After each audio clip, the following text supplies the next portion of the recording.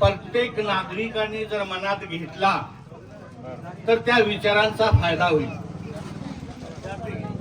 ज्या माणसाने माणसाला कसं जगायचंय, समाजात कसं राहायचंय याविषयी त्यांनी शिक्षण दिलेलं आहे.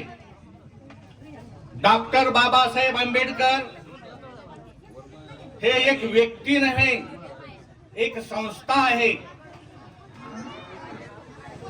तुम्ही जर आला नसता पृथ्वी तलावरी तर आम्ही खितपत पडलो असतो नरकापुरी.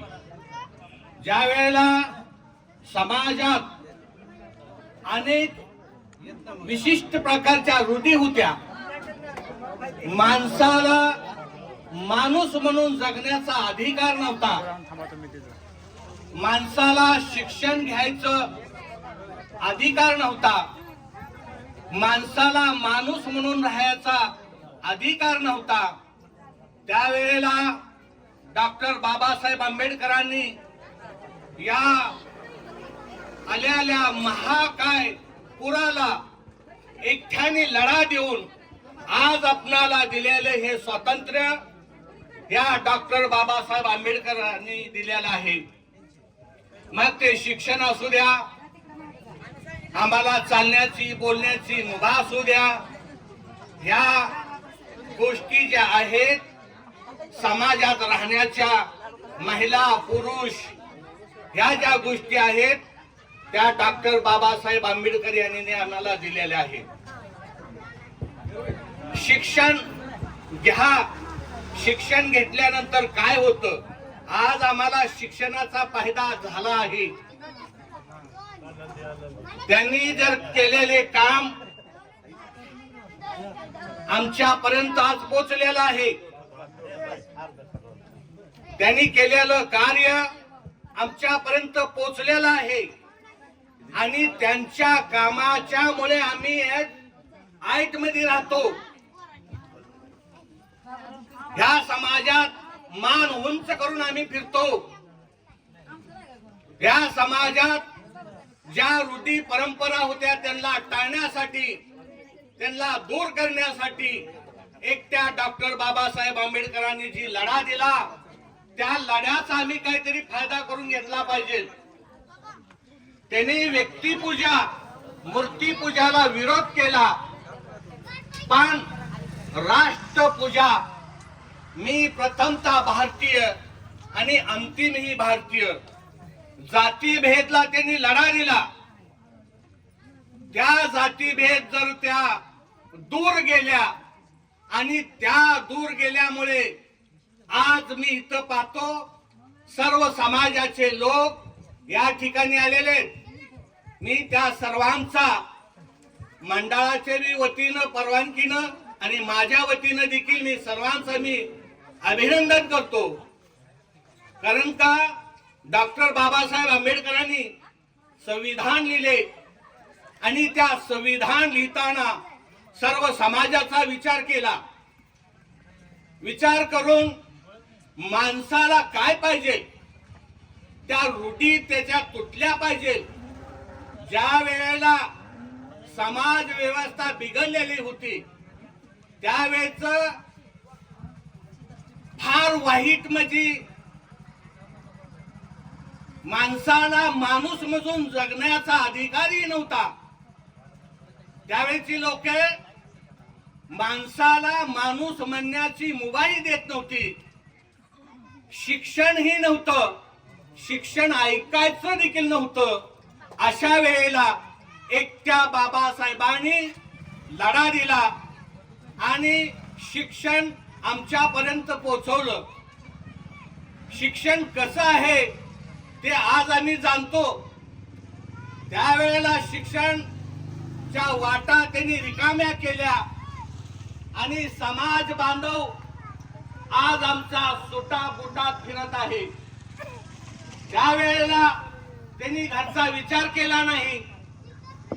विचार न करता घरचा समाज बांधवासाठी विचार केला आणि समाज बांधवासाठी विचार करत असताना त्यांनी म्हणले की माझं घर नव्हे, समाज बांधव हा माझा सर्व आहे.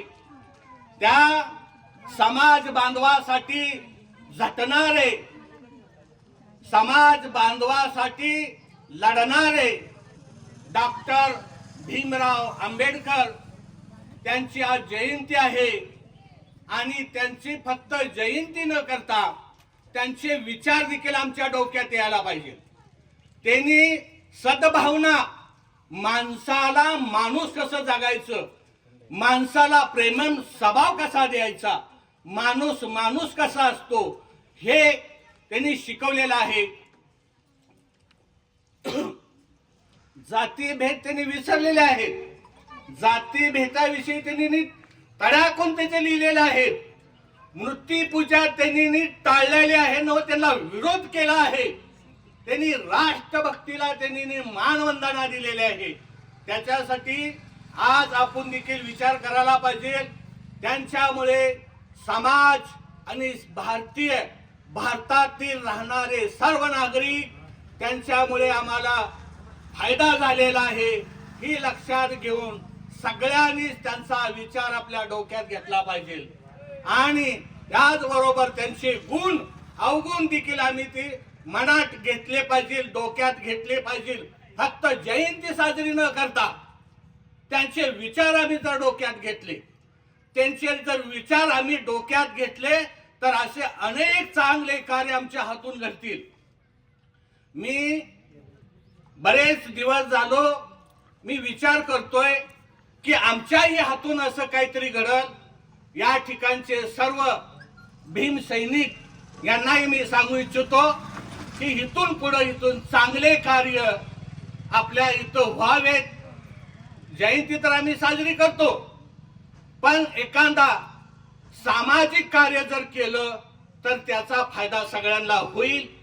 आणि हा फायदा का करावा तर डॉक्टर बाबासाहेब आंबेडकरांच्या वतीने आणि त्यांचं आज आम्ही भलं झालेलो आहेत.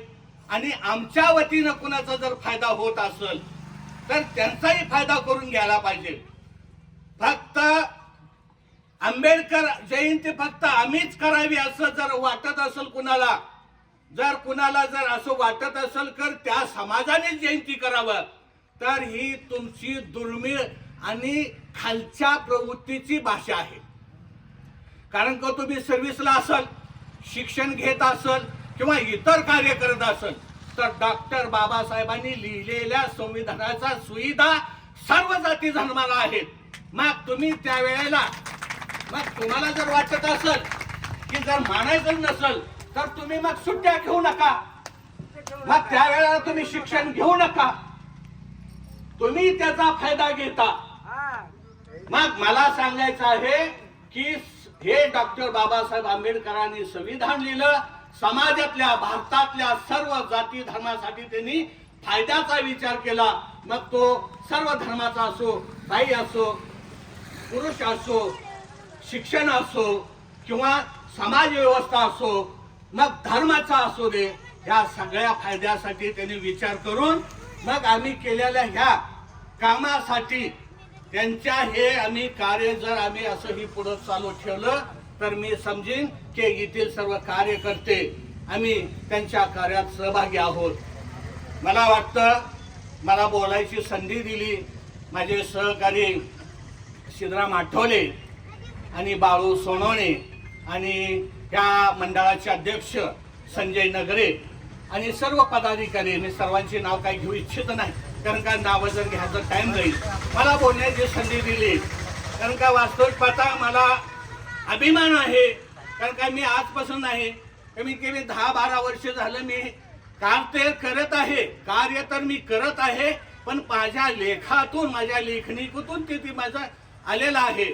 मला या ठिकाणी बोलून मला 2 शब्द बोलण्याची संधी दिली त्याबद्दल मी मंडळाचा ऋणी आहे.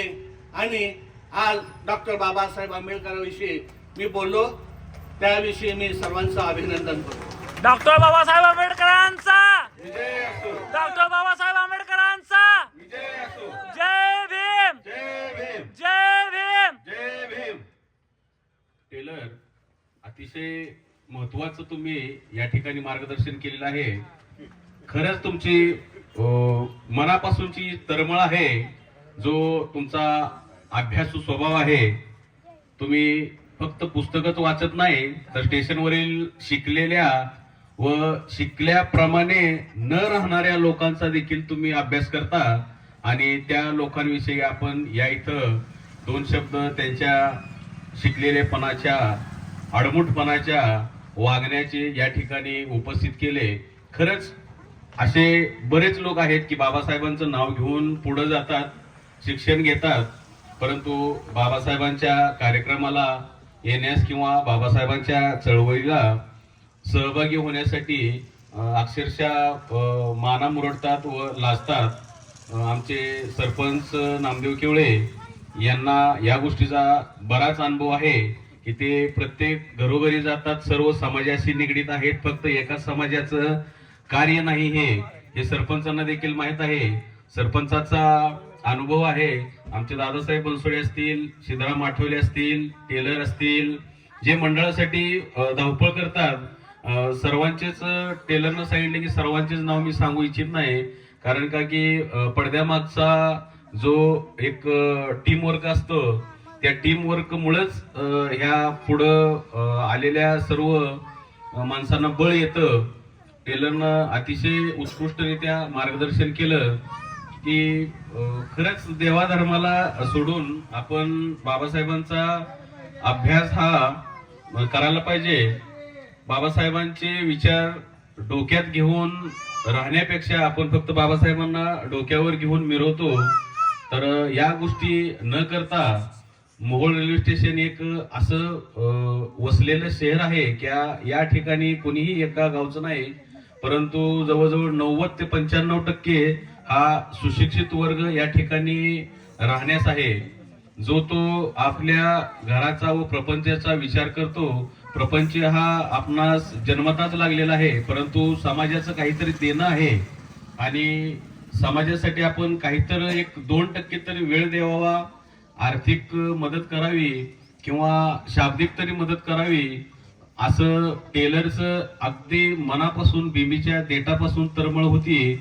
अक्षरशः बोलता बोलता त्यांना ठसका लागला आणि महत्वाचं म्हणजे त्यांचा पायाचा आजार आहे. ते कमीत कमी 5 मिनिटं सुद्धा कुठे उभारत नाहीत, सदैव ते बसलेले असतात. परंतु या ठिकाणी कमीत कमी त्यांनी 15 ते 20 मिनिटं आपलं मनोगत व्यक्त केलं. याबद्दल मी मंडळाच्या वतीने, अध्यक्षाच्या वतीने व सर्व भीम सैनिकाच्या वतीने आपलं मार्गदर्शन आम्हास मिळालं, याबद्दल मी आपले मनापासून आभारी आहे. यानंतर आमचे गावचे माजी सरपंच नामदेव केवळे हे 2 शब्द आपल्या समोर मनोगत व्यक्त करतील.